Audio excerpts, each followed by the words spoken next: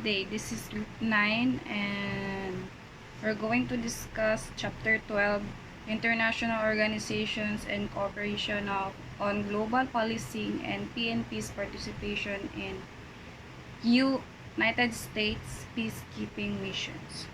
So, the United Nations, the UN Charter, the closest to a constitution that basically governs the relations of international persons. Technically, it's a treaty. So,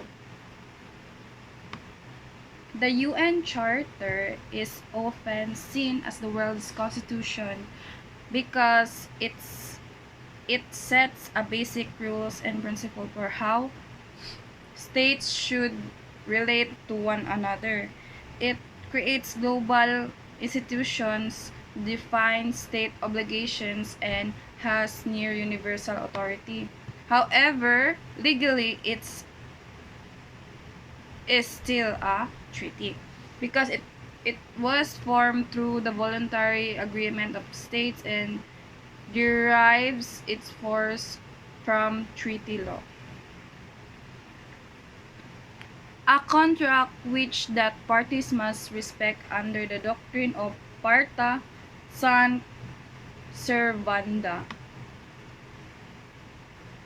A contract that the parties must respect under doctrine of parta sunt verda. Servanda. Parta sunt Parta sunt servanda refers to agreement that is legally binding, meaning each party is obligated to honor and perform what they agreed to. Is a fundamental principle of law that means like agreement must be kept. It requires parties to fulfill commitments in good faith. So there are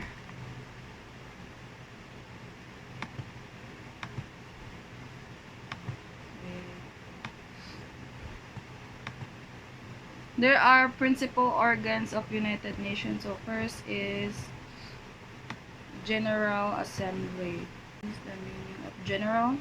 It refers to main deliberative body. All members vote. Second is Security Council, maintains international peace and security. And third is the Economic and Social Council, coordinates economic and social programs. And the fourth one is Secretariat, handles administrative and day-to-day work. And then the fifth one is Trusteeship Council, oversaw trust territories and now inactive. That's all for the United Nations. Proceed to the next reporter.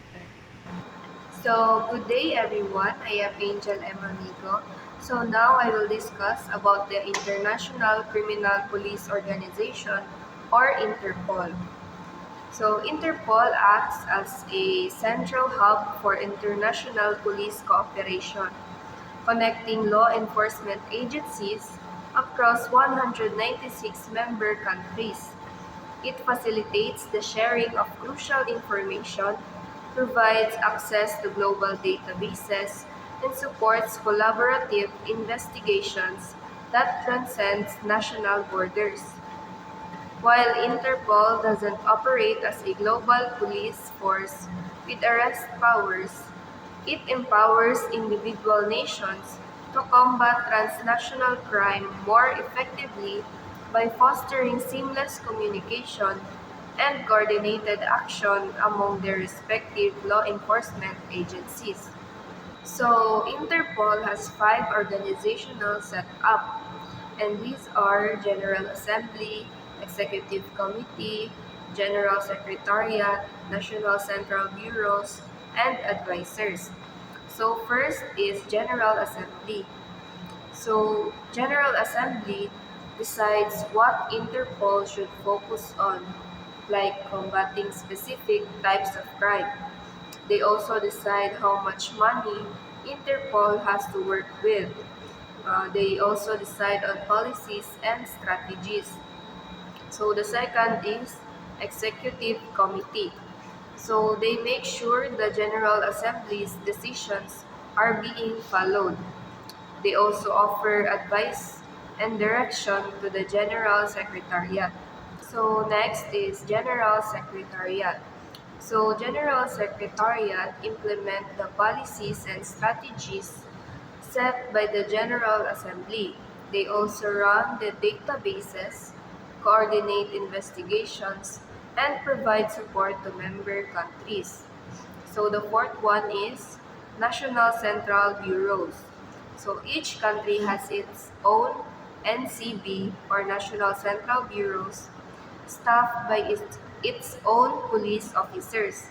The NCB is the go-to place for communication between Interpol's main office, regional offices, and other countries. They help with investigation and information request. So the last one is advisors. So advisors, they give expert advice when needed. They are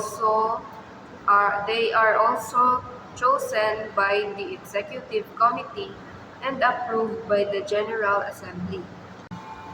So the Interpol has three core functions.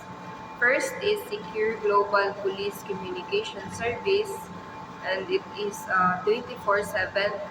Second is operational data services and databases.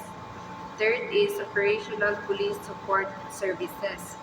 So the first one, secure global police communication service, it allows police in different countries to quickly and securely share information with each other 24/7. While the second is operational data services and databases, it gives police access to databases containing information on criminals, stolen passports, wanted persons, and etc. And the third one, operational police support services. Interpol provides support with things like analyzing crime data, helping to identify victims, and coordinating international operations. So Interpol issues different types of notices, and it is identified by colors to share information about crimes, criminals, and threats. These notices are like different colored alerts that Interpol uses to help police around the world share information and work together to solve crimes. So the first notice is red notice. So red notice is to seek the arrest or provisional arrest of wanted persons with a view to extradition. Next is blue notice. Blue notice is to collect additional information about a person's identity, location, or activities in relation to a crime. Next is yellow notice. Yellow notice is to help locate missing persons, often minors, or to help identify persons who are unable to identify themselves. Next is black notice. So black notice is to seek information on unidentified bodies. Next is orange notice. Orange notice is to warn of an event, a person, an object, or a process representing a serious and imminent threat to public safety. Next is purple notice. Purple notice is to provide information on modus operandi, objects, devices, and concealment methods used by criminals. And the last one is Interpol, United Nations Security Council Special Notice, issued for groups and individuals who are subject to sanctions imposed by the UN Security Council. So these are the major international crimes that Interpol is most concerned with and works to combat around the world. So first is public safety and terrorism. So this includes acts that threaten the safety and security of the public, as well as terrorist activities. Second is trafficking in human beings. So this involves the illegal trade of people, often for forced labor or sexual exploitation. Next is fugitive investigative services. So this focuses on tracking down and apprehending individuals who have fled from justice. Next is financial and high-tech crime. So this includes crime like fraud, money laundering, and cybercrime. So next is drugs and criminal organizations.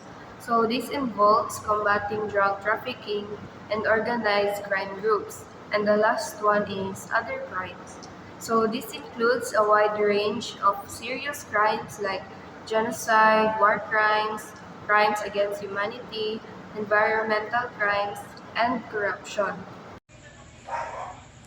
ASEAN National Police or ASEANAPOL, composed of 10 member states, Brunei, Cambodia, Indonesia, Laos, Malaysia, Myanmar, Philippines, Singapore, Thailand, and Vietnam. Two main bodies, the Executive Committee and Permanent Secretariat. Executive Committee made up of deputy heads of delegation attending the annual ASEANAPOL conference. It summarizes and reports Secretariat activities. Permanent Secretariat operates on a rotational basis among member countries, hosting and managing conference-related duties. It is headed by an executive director with 2 assistants, for police services and for plans or programs. Objectives of the Permanent Secretariat: harmonize and standardize coordination and communication among ASEAN police institutions. Conduct studies on resolutions from ASEANAPOL. Monitor and follow up on the implementation of resolutions. Transform resolutions into an ASEANAPOL plan of action and work program. Executive Director of ASEANAPOL Secretariat must be nominated and approved by the ASEANAPOL Conference for a 2-year term, must be a senior police officer, colonel rank or equivalent, reports on financial, procurement, and management activities to the Executive Committee. Executive Director's objective: ensure effective implementation of ASEANAPOL resolutions, serve as a coordination and communication hub among members, foster mutual assistance and cooperation among police forces, strengthen regional cooperation against transnational crimes. Good day everyone, my report is Europol. Europol was established by the European Council Act of July 16, 1995. Its main mission is to improve police cooperation between the European Union states to combat terrorism, illicit traffic in drugs, and other serious forms of transnational crime. Europol, ang meaning sa Europol, European Police Office, originate from the Maastricht Treaty in 1992. Initially as the European Drug Unit, which began operations in 1994. Its early focus was limited to combating drug-related crimes and money laundering.